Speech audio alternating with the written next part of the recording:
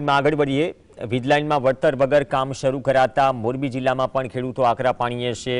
માળિયા મીણાના રાસંગપરમાં વીજ કંપનીઓની મનમાની સામે રોડ પર મોડી રાત્રે ચક્કાજામ કરાયો। કંડલા જામનગર હાઈવે ચક્કાજામ કરાતા પોલીસ પણ દોડતી થઈ। ખેડૂતોએ આક્ષેપ કર્યો કે વીજ કંપનીનું કામ કરતા માણસોએ ધાક ધમકી આપી અને ગેરવર્તન પણ કર્યું।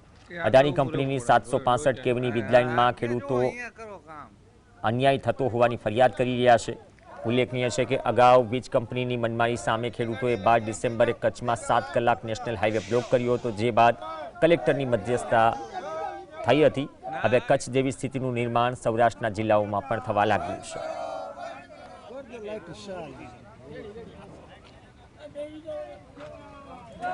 वीज लाइन हेवी टेन्शन वीज लाइन आवे छे अने दादागिरीथी नाखेली छे। मारी कोई रजा लीधी नथी અને આજે અમે એને બંધ કરાવવા આવ્યા એટલે મને એને એમ કીધું કે તમે કોઈ પણ જગ્યાએ જાઓ, અમે એક પણ પૈસો વળતર આપવાના નથી અને ફરજિયાત લાઈન નાખવાના છે, તો અમે ફૂલ પોલીસ પ્રોટેક્શન લઈને આવશું અને તમને ખેતરમાં નહીં કરવા દે।